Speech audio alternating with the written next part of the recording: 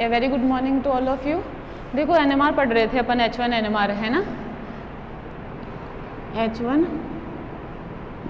NMR.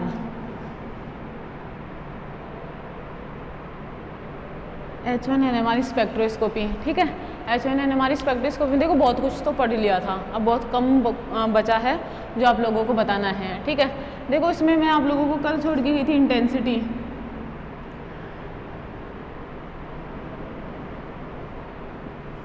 Intensity of the signal, ठीक है। Signal की इंटेंसिटी कैसे फाइंड आउट करते हैं, देखो कुछ एक तो बातें मैंने इसके बारे में आप लोगों को बता दी थी, ठीक है। ये प्रोटोनिक रेशियो को बताता है, इंटेंसिटी ऑफ सिग्नल कितनी हाइट होएगी उसकी, कितनी नहीं होएगी सिग्नल की, ये सब चीज़ें अपन किससे निकालते हैं, इंटेंसिटी ऑफ सिग्नल, ठीक है। और आप एक और बात ध्यान रखोगे कि height of the signal directly क्या होता है, नंबर ऑफ द न्यूक्लियाई, है ना। डायरेक्टली प्रोपोर्शनल किसके होता है, न्यूक्लियाई के प्रोपोर्शनल होता है। ये बात आप ध्यान रखोगे, जितनी ज़्यादा बोल्ट्जमान पॉपुलेशन होगी उतनी ज़्यादा क्या होएगा, सिग्नल की हाइट होएगी, उसकी इंटेंसिटी होएगी, ठीक है। दूसरी चीज़ देखो क्या होती है कि जो इंटेंसिटी है, intensity tells us about the protonic ratio in that molecule, ठीक है।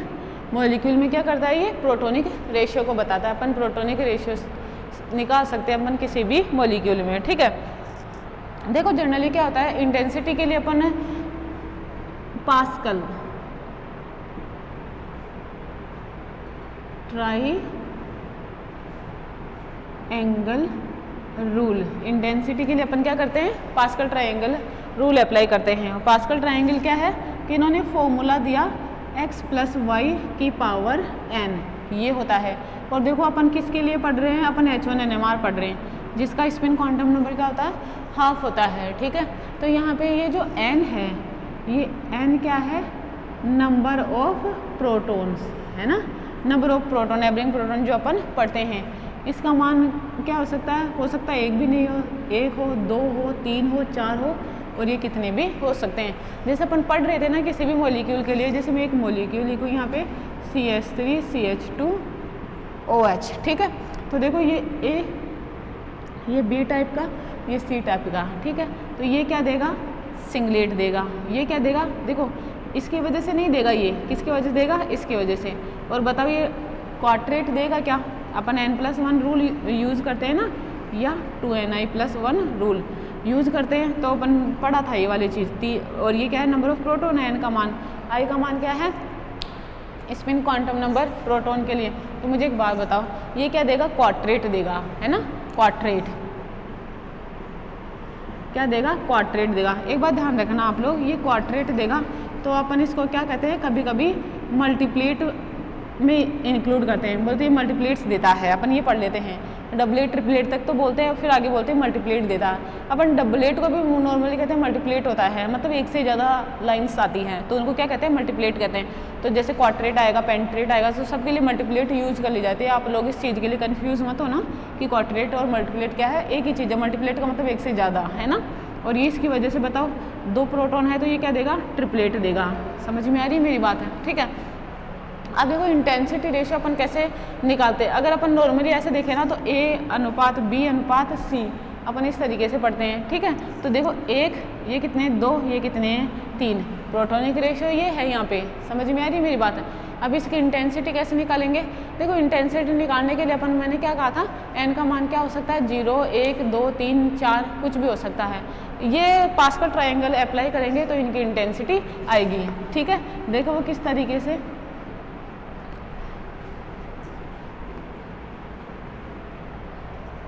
देखो इधर जैसे मैं लिखूं, जैसे अपन माने I बराबर 1/2, क्योंकि अपना न्यूक्लियाई क्या है, H1 है, और n बराबर 0 से स्टार्ट करियो, ठीक है।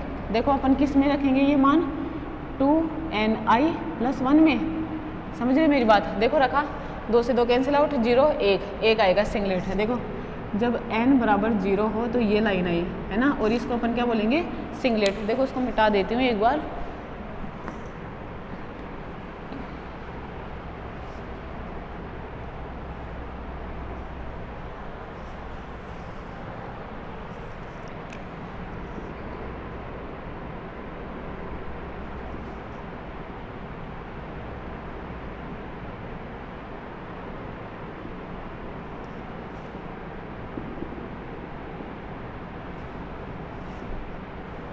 टू एन आई प्लस 1 या n प्लस 1, या अपन ये करें i बराबर क्या होता है 1/2। अब मान रखना है, देखो n इक्वल्स टू 0 क्या देगा, एक लाइन देगा। इसे अपन क्या कहते हैं, सिंगलेट।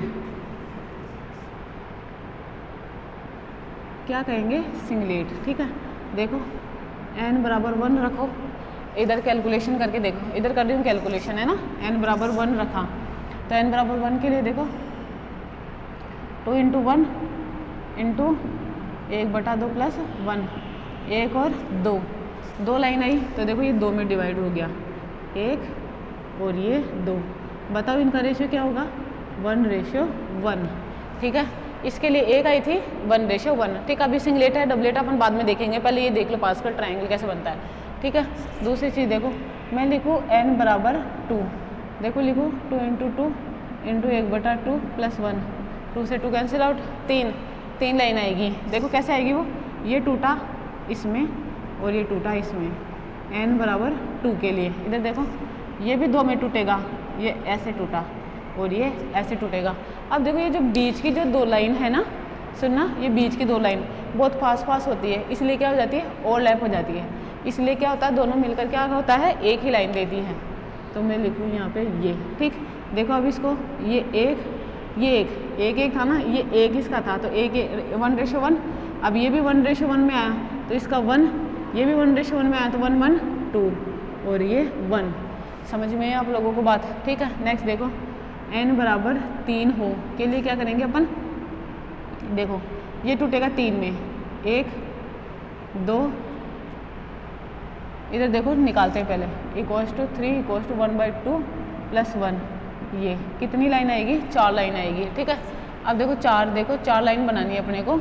ये 2 में टूटा, ठीक है, ये 2 में टूटा, ओवरलैप हो गई, ये इधर टूटा और ये इधर टूटा, एक तो ओवरलैप हुआ और एक ये इधर टूटा। अब देखो इसका रेशियो क्या होएगा, n बराबर 3, ये 1, अब देखो इसमें 1 और ये 2, अब देखो 1 और 2 3 लाइनों के मिक्स होने से बनी है ना ये। इधर देखो 2 और 1 3 और ये 1। ठीक है, नेक्स्ट देखो n बराबर 4 हो।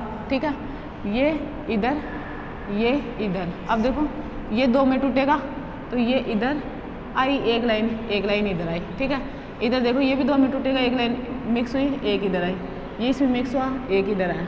देखो इसका बताओ, 1 और 3 4, 3 और 3 6, 3 और 1 4 और ये 1। ठीक है, नेक्स्ट देखो n बराबर कितना हो, 5 हो पास्कल ट्रायंगल में, तो देखो कि कितनी लाइन आएगी, खींच लेते हैं। देखो 2 × 5 इंटू 1/2 प्लस 1, कैंसिल आउट हुआ, 6 लाइन आएगी। ठीक है, देखो 6 लाइन बनाते हैं, 1 ये ओवरलैप हुई, 2 3 4 5 और ये 6। समझ में आया क्या, 1 4 1 5 10 10 5 1। ठीक है, और देखो एक और, n बराबर 6। ठीक है, 6 करूँ, देखो कितनी लाइन आएगी, 6 × 1/2 प्लस 1, ये कैंसिल आउट हुआ, इससे कितनी लाइन है, 7 है। देखो इधर 1, ये बोलने की ज़रूरत नहीं है ना, तो समझ आ रहा होगा आप लोगों को।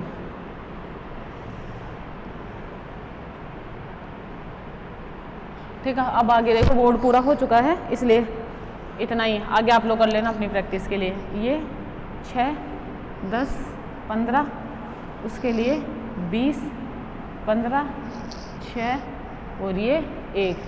आई क्या बात समझ में?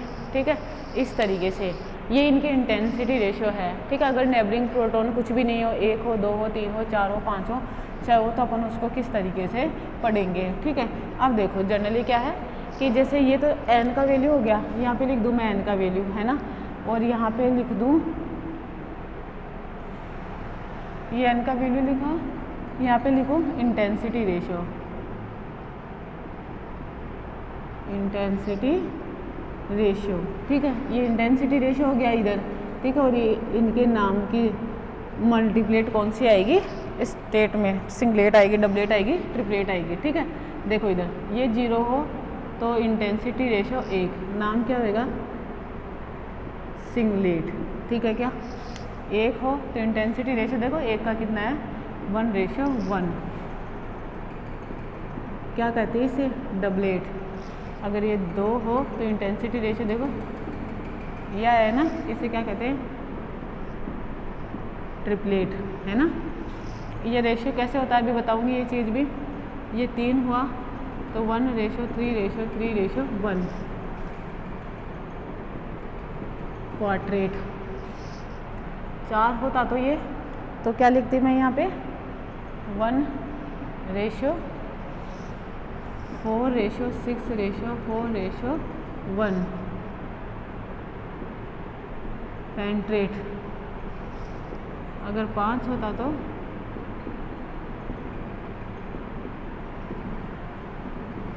ठीक है, क्या कहूँ इसे? 5 है ना ये, डबलेट, ट्रिपलेट, क्वाड्रेट, पेंट्रेट, हेक्सेट। ठीक है, ये वाली चीज़। ठीक है, 6 लाइन है ना। तो अब देखो ये तो आ गया डबलेट, ट्रिपलेट, सिंगलेट से मतलब समझ में आया आप लोगों को।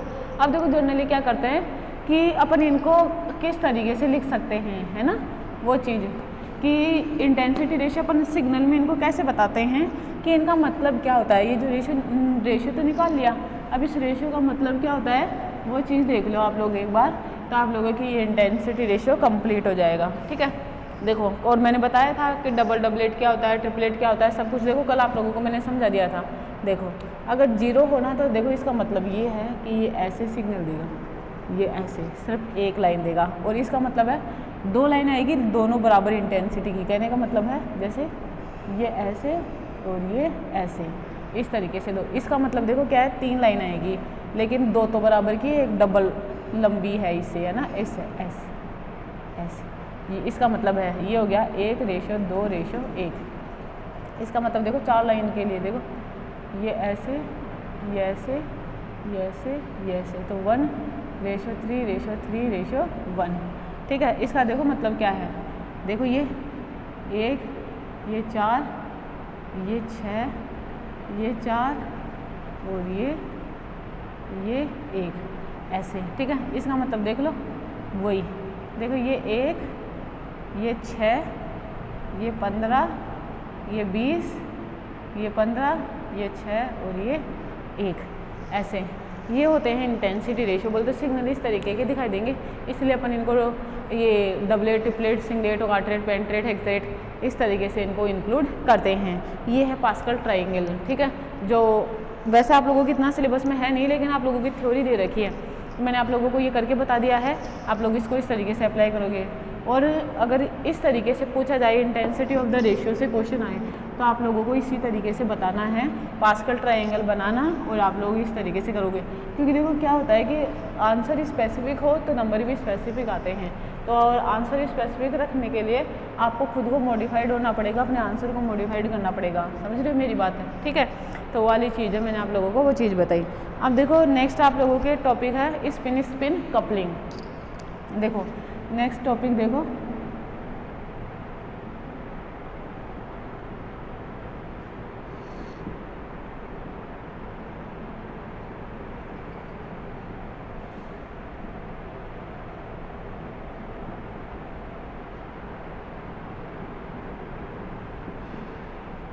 स्पिन स्पिन कपलिंग या कपलिंग कांस्टेंट जे।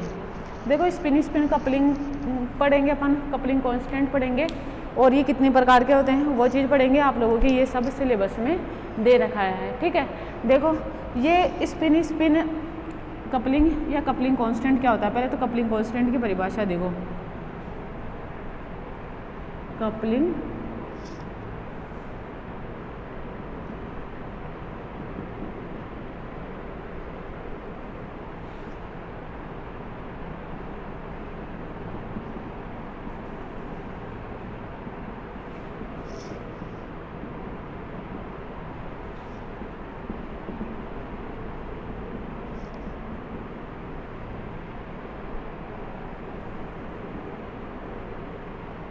देखो, coupling constant is a distance in between two adjacent peak.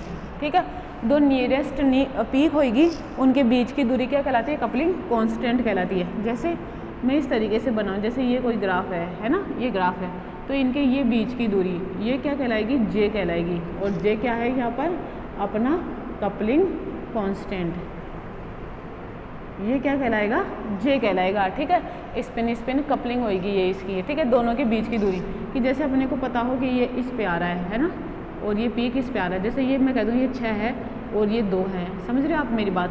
तो जो जे होएगा वो क्या होएगा, 6 - 2 = 4। ठीक है, ये क्या हो जाएगा, इसका जे हो जाएगा, कपलिंग कांस्टेंट हो जाएगा। ठीक है, पहली बात। दूसरी बात देखो, जो इसकी यूनिट होती है, बोले तो कपलिंग कांस्टेंट की यूनिट क्या होती है, साइकिल पर सेकंड होती है, जिसे क्या कहते हैं, सीपीएस।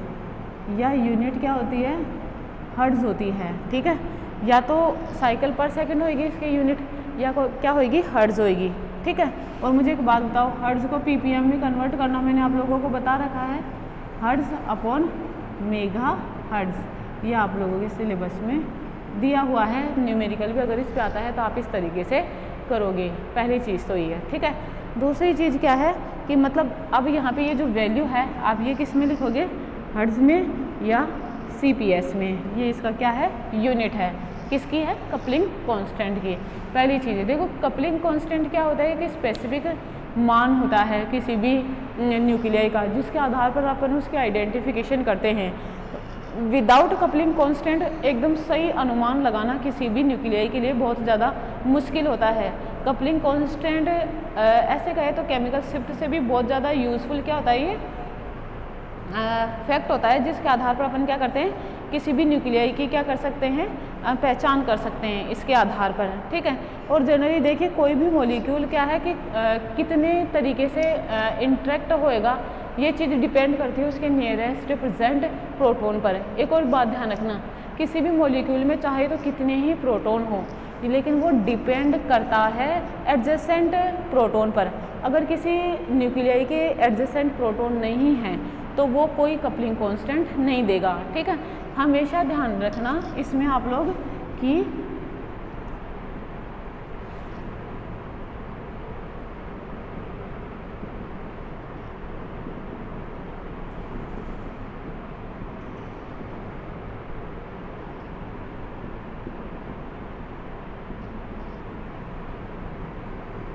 हमेशा एडजेसेंट न्यूक्लियाई के बीच में ही क्या होगी, कपलिंग होगी।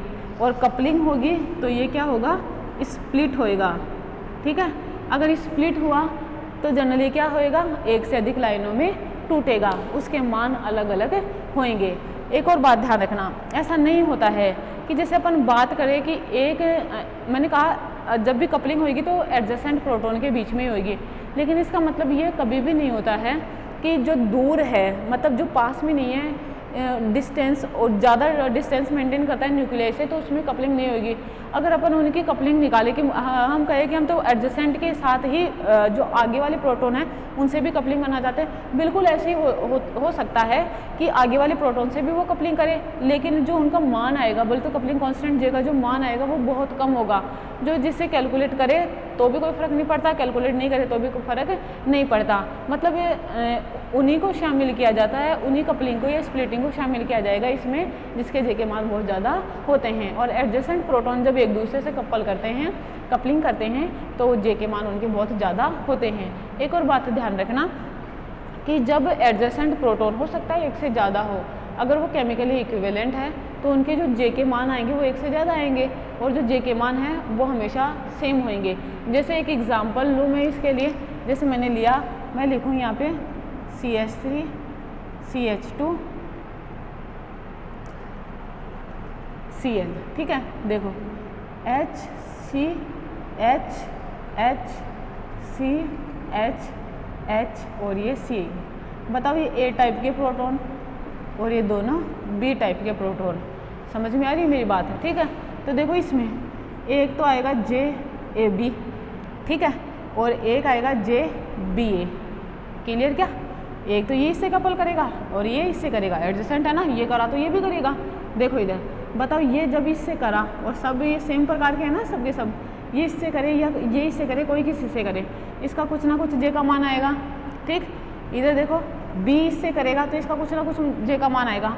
यहाँ पर ये दोनों एडजेसेंट है तो यहाँ पर JAB बराबर क्या होता है JBA, और ये तभी होगा, बोले तो इनकी मान, जैसे यहाँ पे मान आ गया कि इनका मान 10 हर्ट्ज़ है, 10 हर्ट्ज़ आ गया, दे आपको कि JAB बराबर भी 10 हर्ट्ज़ है और JBA बराबर भी 10 हर्ट्ज़ है। तो ये मान के आधार पर आपको खुद को पता लगाना है कि मान तभी समान हो सकता है जब ये एडजेसेंट हो, ये एडजेसेंट प्रोटॉन होते हैं और इसका J बराबर इतना होता है। समझ गई मेरी बात है? फिक्स मानी है, मैंने एक वैल्यू मानी है कि ये इस तरीके से हो सकता है, ठीक है।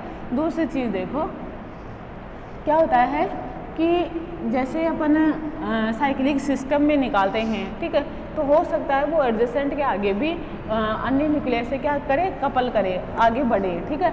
तो जनरली क्या होता है कि एक से ज़्यादा जे देगा तो उसे अपन क्या कहेंगे, स्पिन स्पिन कपलिंग कहेंगे। देखो इधर स्पिन स्पिन कपलिंग क्या होती है, जैसे मैं कहूँ कोई भी सिस्टम है, न्यूक्लियस है, उसके पास दो जैसे इलेक्ट्रॉन है, ये ग्राउंड स्टेट में इस तरीके से है, ठीक है।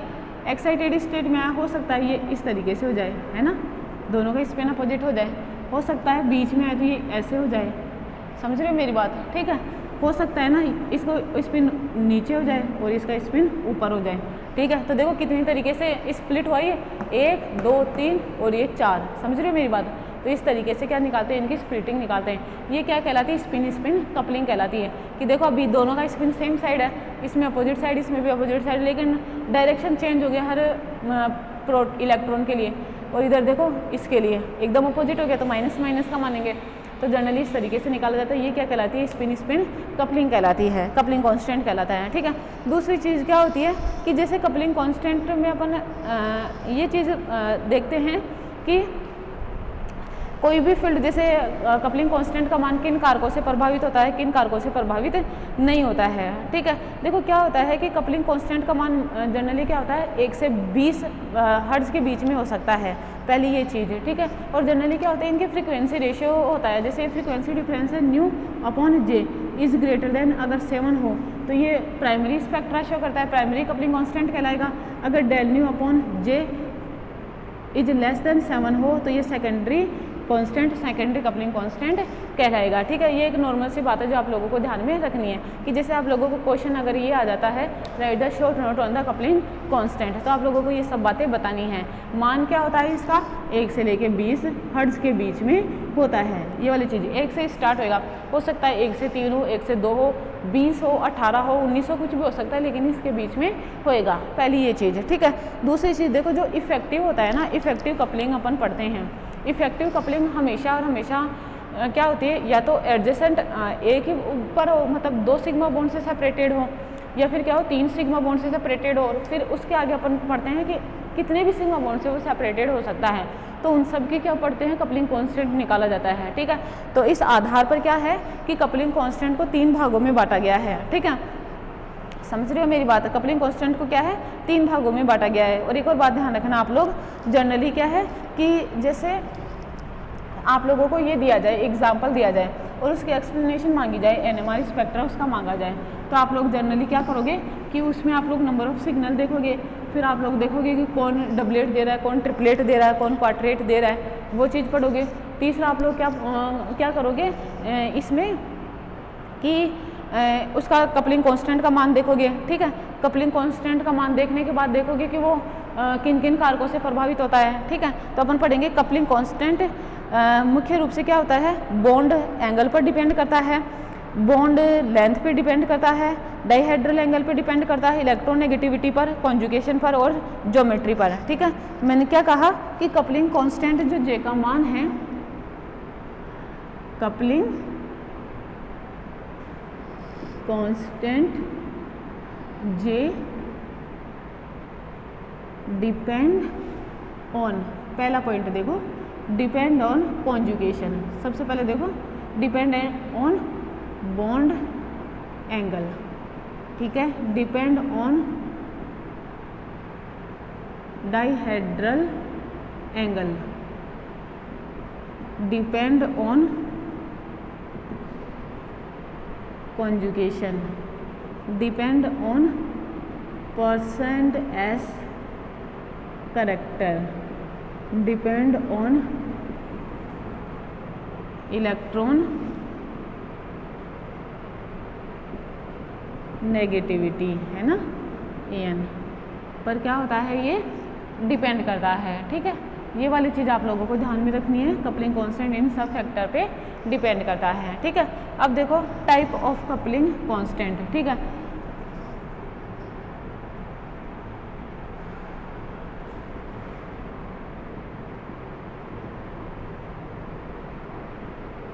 Type of coupling constant. ठीक है, जे का मान देखो, टाइप ऑफ कपलिंग कांस्टेंट में क्या है कि जैसे मैं लिखूँ, एक बार समझना, देखो एग्जाम्पल लिखा मैंने, जैसे अभी लिखा था H, इसको रहने दो, ये H, ठीक है, ये लिख दिया। ठीक, एक में लिखूँ H, है ना, और एक में लिख दूँ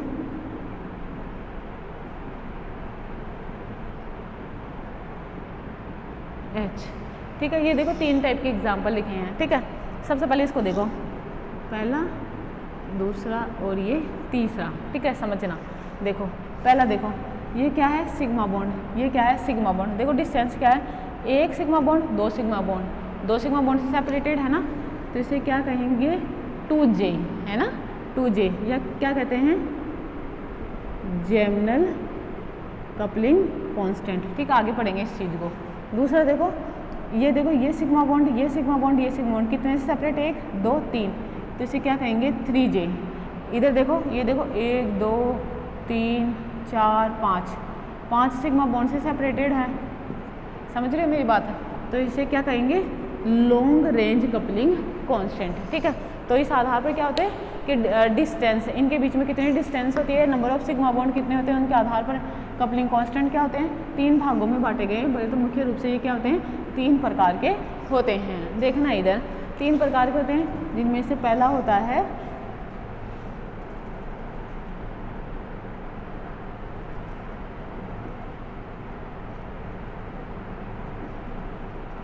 देखो जेमनल कपलिंग कांस्टेंट, जिसे 2J से रिप्रेजेंट करते हैं, पहली चीज़। ठीक है, जिसे 2J से रिप्रेजेंट करते हैं। अब दूसरी चीज़ क्या है इसमें,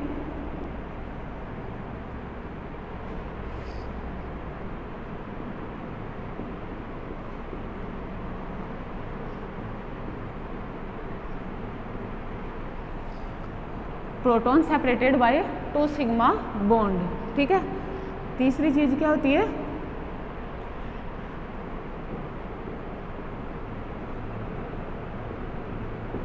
protons are present on the same atom। ठीक है, that means protons are present on the same atom। ठीक है, और इसका एग्जाम्पल आप लोगों को अभी बताया था, इधर देखो ये और ये, इधर देखो 1 और ये 2 एडजेसेंट है, एक पर ही प्रेजेंट है, सेपरेटेड बाय 2 सिग्मा बॉन्ड, तो इसे क्या कहेंगे, 2J।